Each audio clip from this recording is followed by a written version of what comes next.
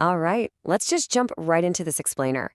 Today, we're deconstructing the sheer economics behind what is arguably one of the most consistent, long-term compounders in the entire beverage industry, Monster Beverage.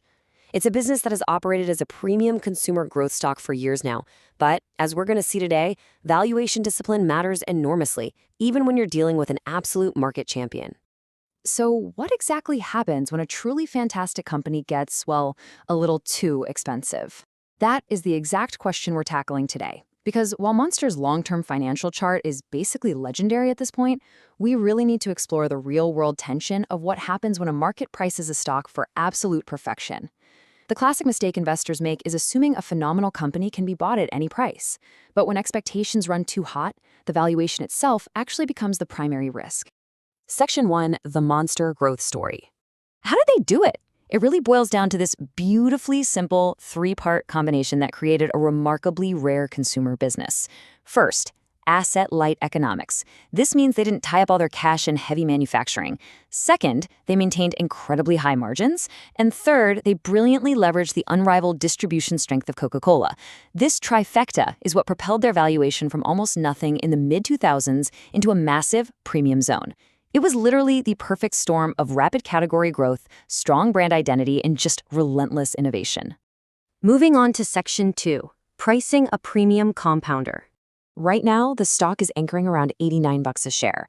To put that into perspective, it's trading near the absolute top of its historical price range. Actually, it's sitting above its conservative fair value path. What this means in plain English is that Monster is not exactly a bargain right now. Investors are paying a pretty hefty premium up front for quality and for future growth. They're essentially paying for a long international runway, future pricing power, and ironclad brand strength. Now, you might be wondering, are the actual business fundamentals strong enough to justify that kind of premium? Well, Q1 2026 was practically booming. Net sales jumped nearly 27% to $2.35 billion, and operating income skyrocketed by over 28% to hit $730 million. I mean, this proves we are looking at genuine growth company performance here, not your typical slow and steady consumer staples growth. When a company posts numbers like this, including a massive surge in international sales, the market absolutely takes notice and slaps a premium multiplier on it. And that brings us to a really crucial contrast. On one hand, you have an undeniably great business, but on the other, it's literally priced for perfection. Because investors are paying such a massive premium for this quality, the bar for future success is set impossibly high. The rampant optimism that Monster is just going to keep winning with zero sugar, effortlessly expand internationally, and protect those fat margins, that is already fully baked into that $89 price tag. Which leads us to Section 3, the risks of greatness. Let's unpack what happens if that perfection starts to slip. The biggest threat here is what's called valuation risk, or multiple compression. Let me break that down.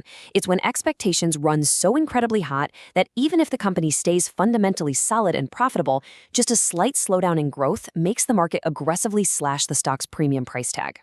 If revenue slows, if margins flatten out, or if investors just decide to rotate away from premium growth names, that multiple compresses. You can literally lose money on the stock even while the underlying company continues to rake in cash. We absolutely have to acknowledge the very real headwinds that could trigger that kind of compression. First up, slower U.S. category growth. Monster is already massive stateside. The easy wins are pretty much over, so future growth heavily relies on price hikes and product extensions. Second, beverage innovation is incredibly hit-driven. If their new flavors or performance drinks flop, they're going to have to burn more cash on marketing just to defend their turf. Third, you've got input cost pressures. Things like aluminum, freight, and sweeteners could severely squeeze those famous gross margins. And finally, energy drinks are always in the crosshairs of health and regulatory scrutiny over caffeine and marketing tactics. There's a quote from our source material that I think just perfectly hits the nail on the head. Monster is not a turnaround stock. It is a premium compounder. Basically, the downside can come incredibly fast if growth slows down, precisely because the market simply will not pay premium multiples forever if the compounding engine even sputters. Plus, we can't forget the competition. Highly profitable categories are like magnets for aggressive rivals. Monster is fighting tooth and nail to defend its share against Red Bull, Celsius, massive alternatives linked to Pepsi and Coke, private labels, and a whole wave of new functional lifestyle brands. Now, while these competitors might not bankrupt Monster, they can absolutely pressure shelf space, force expensive promotions, and chip away at those sky-high expectations. And remember, when you're priced for perfection, losing even an inch of shelf space hurts. But let's pivot to the bull case in Section 4, fueling future growth. Why are people still buying at $89? Well, the upside framework here is super clear. First, product innovation, really capitalizing on the massive consumer shift towards zero sugar and functional drinks. They've proven over and over they can keep the brand totally relevant. Second, global expansion. They are pushing aggressively into international markets where per capita consumption is way lower and brand awareness is still fresh. And third, capital allocation. They are using their historically massive cash flows to fund continuous stock buybacks, which just directly juices earnings per share over time. But the real secret sauce making all of that growth possible, it's the Coca-Cola distribution superpower. Monster's access to the Coca-Cola system isn't just about getting cans onto delivery trucks. It is a massive structural competitive moat. It essentially dictates premium shelf presence, guarantees global availability, and allows for speed of product launch that smaller beverage startups simply cannot dream of replicating. And when you combine that kind of distribution muscle with massive scale, you unlock something beautiful: operating leverage. Think of it like this. If Monster can grow its revenue while keeping its marketing and administrative costs pretty much flat, earnings grow way faster than sales. Every single new can sold in a new country or a new category drops pure profit straight down to the bottom line, scaling the whole model incredibly efficiently. That leverage right there is exactly why investors are willing to fork over a premium multiple. Let's bring it all together in Section 5, Wall Street's verdict. Out of 26 analysts covering the stock, the breakdown is fascinating. We've got 12 buys, 3 strong buys, just 1 sell, but there's a massive chunk of 10 holds. Honestly, that perfectly sums up this entire explainer.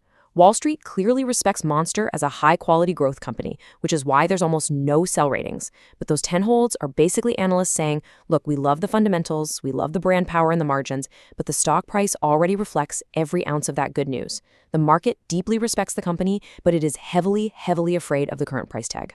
So, I want to leave you with this final, provocative thought to chew on. Monster is no longer a struggling consumer staple, and it sure isn't a hidden gem anymore. It is a top-tier premium compounder. The business momentum is undeniably real, and their international runway is huge. But at these heights, there are absolutely no discounts. There's only the relentless, unforgiving demand for execution. Can they actually keep innovating, expanding, and defending their margins against fierce competition? Because if they can, the compounding continues. But if not, the market's penalty is gonna be swift. Think about that the next time you look at the consumer beverage landscape and ask yourself, exactly how much are you willing to pay for greatness?